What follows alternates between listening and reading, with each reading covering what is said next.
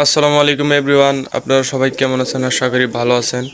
আজকের এই ভিডিওতে আপনাদের দেখাবো আমি কোন জাতের কবুতর পালি, দেশি, ফেন্সি নাকি ক্রস ব্রিডের, এবং কবুতরগুলো ছেড়ে পালন করি না মুক্ত অবস্থায় পালন করি, এই বিষয় নিয়ে আজকে আলোচনা করব। এবং কোন জাতের কবুতর কেমন ডিম বাচ্চা করে তা নিয়েও বলবো আজকের এই ভিডিওতে। চলুন তার আগে আপনাদের আমার কবুতরের কিছু আপডেট দেখিয়ে দিই। আগের ভিডিওতে আপনাদের দেখিয়েছিলাম আমার এখানে একজোড়া কবুতর ডিম দেওয়ার জন্য বসে আছে। মাশাআল্লাহ, ও দুইটি ডিম দিয়ে দিয়েছে। এর নিচে আপনাদের দেখিয়েছিলাম যে সাদা একজোড়া কবুতর ডিম নিয়ে বসে আছে। দেখেন এই কবুতর জোড়া মাশাআল্লাহ বাচ্চা দিয়ে দিয়েছে। একটি ডিম হয়তো নষ্ট হয়ে গেছে, এই ডিমটা আর ফুটবে না, এবং বাকি একটা বাচ্চা দিয়েছে, দেখতেই পাচ্ছেন বাচ্চা নিয়ে বসে আছে। এর পাশে দেখিয়েছিলাম আপনাদের এখানে দুইটি বাচ্চা রয়েছে, লাল এবং সিলভার।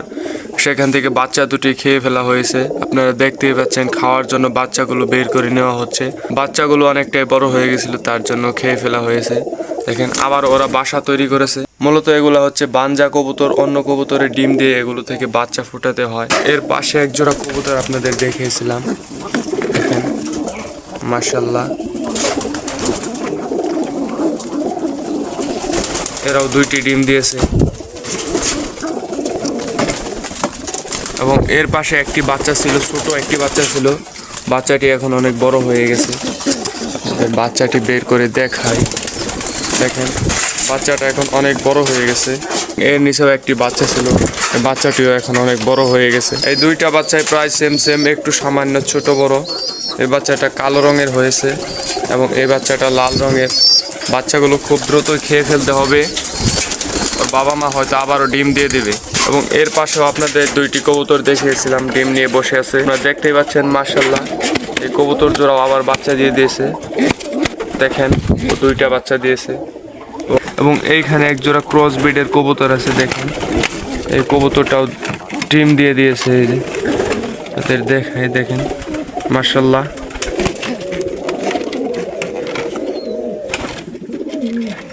এবং এইখানে একজোড়া কালো কবুতর ছিল, যারা দেখেন দুইটা বাচ্চা ফুটিয়েছে।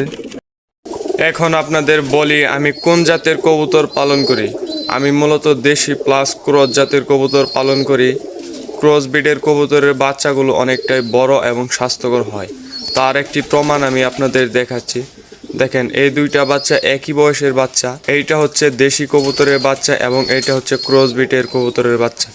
দেখেন এই বাচ্চা দুটির মধ্যে কতটা তফাৎ রয়েছে, এবং সাইজের দিক দিয়েও অনেকটা ছোট বড়। বর্তমানের কিছু দেশি কবুতর এবং বিদেশি কবুতর দিয়ে ক্রস ব্রিড তৈরি করে নিজে হাতে এই কবুতরগুলা তৈরি করেছি। এই কবুতরগুলা দিয়ে আমি মূলত ক্রস ব্রিড তৈরি করে। দেখেন এই যে একটা বাচ্চা রয়েছে, এটা এখনো পর্যন্ত ওর বাবা মা খাবার খাইয়ে দেয়। এখনই ওর সাইজটা দেখেন কত বড়। এবং পাশেও এর আগের একটি বাচ্চা রয়েছে, এর সাইজটা অনেক বড়। এই কবুতরগুলো যদি ডিম বাচ্চা করে তাহলে অনেক বড় বড় বাচ্চা করে, যা আমার জন্য প্লাস পয়েন্ট। আমি আপনাদের আমার একজোড়া ক্রস ব্রিড দেখাই সেগুলো কেমন ডিম বাচ্চা করে। এই যে এইখানে দেখেন একজোড়া ক্রস ব্রিড কবুতর আছে, এদের এখনও দুই পর বাকি আছে, কিন্তু এরা এখনোই দুইবার ডিম দিয়ে দিয়েছে। প্রথমবার যেহেতু ডিম দিয়েছিল বাচ্চাগুলো ফোটাতে পারেনি, মাশাআল্লাহ সেকেন্ড টাইম আবার ডিম দিয়েছে। আশা করতেছে এবার ওরা বাচ্চা ফোটাবে। এইগুলার এখনো দুই পর আছে। এখন এদের সাইজগুলা দেখেন কত বড়। দেশি কবুতরের তুলনায় ক্রস ব্রিডের কবুতরগুলো একটু বড় এবং মোটাসোটা হয়, তাই ওদের বাচ্চাগুলোও একটু বড় হয়। দেশি কবুতরও ডিম বাচ্চা করে অনেক ভালো, কিন্তু আমি একটু উন্নতভাবে পালার চেষ্টা করেছি। যেহেতু আমি বাচ্চার জন্য কবুতরগুলো পালন করি, তার জন্য আমি ক্রস ব্রিডের কবুতরগুলো বেশি পালন করি। এবং এই ক্রস ব্রিড বানাতে কিছু বিষয় লক্ষ্য রাখতে হবে, যে ফেন্সি কবুতরটা দিব ওই কবুতরটা ভালোভাবে আদার খাওয়াচ্ছে কিনা বাচ্চাকে, ওর বডি ফিটনেস ভালো আছে কিনা, এবং যে দেশি মাদিটা আমি দিব সেটা ভালো কিনা, সেই মাদিটা কেমন ডিম বাচ্চা করে, কতদিন পর ডিম বাচ্চা করে, এবং বাচ্চাকে কেমন লালন পালন করে, এই বিষয়গুলো লক্ষ্য রেখেই ক্রস ব্রিডের কবুতর তৈরি করতে হবে। তাহলে ভালো ফলাফল পাওয়া যাবে। না হয় ক্রস ব্রিডের কবুতরগুলো হয়তো ঠিকমতো ডিম বাচ্চা করবে না, বা বাচ্চাগুলোকে খাওয়াবে না, ডিমে বসবে না, অনেক দেরিতে ডিম বাচ্চা করবে, এই সমস্যাগুলো হতে পারে। আর ক্রস ব্রিডের আরেকটা সমস্যা হচ্ছে, যেহেতু এগুলা ক্রস ব্রিড তৈরি করা হয় সেক্ষেত্রে এদের ইমিউনিটিটা কমে যায় এবং সেক্ষেত্রে এদের ইমিউনিটি পাওয়ার কমে যায় এবং মর্টালিটি হওয়ার চান্স বেশি থাকে। তার জন্য কবুতরকে ভালো ভালো খাবার ও পরিচর্যা করতে হবে যাতে কবুতরগুলো সুস্থ সবল থাকে। এবং আমি ফেন্সি কবুতর কেন পালন করি না, আমি শৌখিন কবুতর আগে অনেক পালন করতাম। মাঝখানে কিছুদিন আমি কবুতর দেখাশোনা করা বন্ধ করে দিয়েছিলাম। আমার ফ্যামিলি থেকে কবুতরগুলো দেখাশোনা করতো। ফেন্সি কবুতর পালন করলে প্রচুর পরিমাণে সময় দিতে হয়, যেই সময়টা আমি ওদের দিতে পারতাম না। তার জন্য আমি ফেন্সি কবুতরগুলো কমিয়ে দেই। এখন আপনাদের বলি আমি কবুতরগুলো ছেড়ে পালন করি নাকি আবদ্ধ অবস্থায় পালন করি।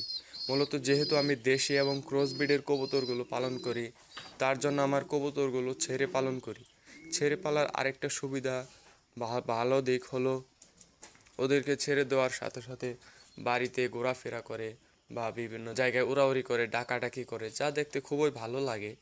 কবুতরগুলো যেহেতু দেশি জাতের কবুতর, ক্রস ব্রিড থাকলেও এদের দেশের মতনই বেশি একটা ব্যবহার করে, তার জন্য বাইরে ছেড়ে অবস্থায় পালন করলে কোনো ক্ষতি হয় না, যে বাজে বা চিলে নিয়ে যাওয়ার একটা আশঙ্কা থাকে।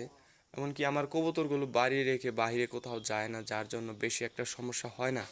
ইনশাল্লাহ সামনে যদি ফেন্সি কবুতর আনার চিন্তা ভাবনা আছে, যদি ফেন্সি কবুতর আনি তখন কবুতরগুলো আটকিয়ে পালন করব। আজকের এই ভিডিও এই পর্যন্ত। এই ভিডিওতে কোনো ভুল ত্রুটি হলে ক্ষমার দৃষ্টিতে দেখবেন।